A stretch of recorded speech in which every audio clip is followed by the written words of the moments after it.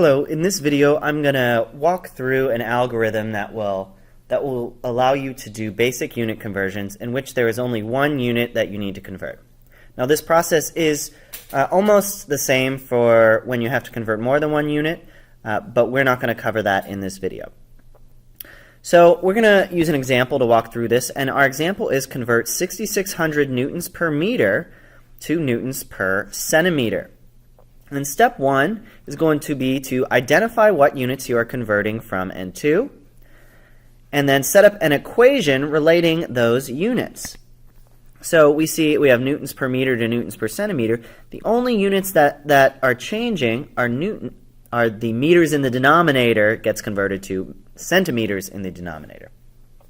So we're going to set up an equation that relates meters and centimeters.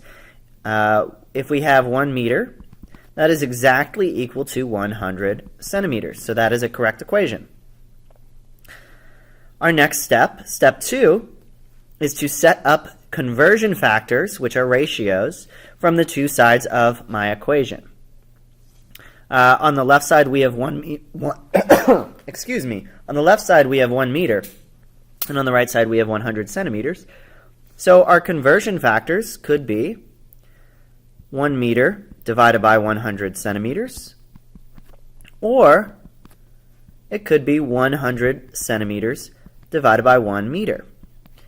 Now, depending on what we're converting, we're going to use one or the other of these conversion factors, but we're going to check that in the next step. Our next step is to take our initial measurement and multiply by the correct conversion factor to correctly cancel out the units. And our initial measurement was 6,600 newtons per meter. And so we're going to multiply it by one or the other conversion factor.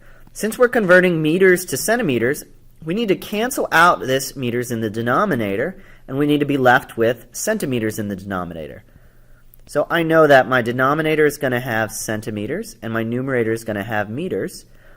That means that the conversion factor that I have to choose is this one on the left. So I'm just going to write that down, 1 meter per 100 centimeters. And then our next step is to simply simplify the numbers and units algebraically and arithmetically. I can see up here that I have meters divided by meters. That cancels out. And I'm going to just rewrite this.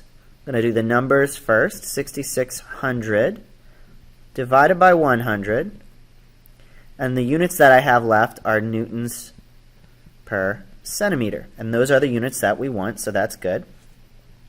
We can further simplify that by doing 6,600 divided by 100, which gives us 6.6 newtons per centimeter. And there is our answer. Our last step is to check to ensure that the sig figs in our answer match the sig figs in our original measurement. When we do this conversion, our precision shouldn't change, so we should have the same number of sig figs. We have 2 sig figs here. And in our original measurement, we had 2 sig figs. So that is good. That is correct. We do have the correct answer. If we wanted to express this in scientific notation, we could rewrite it as 6.6 times 10 to the 0 newtons per centimeter. Bye.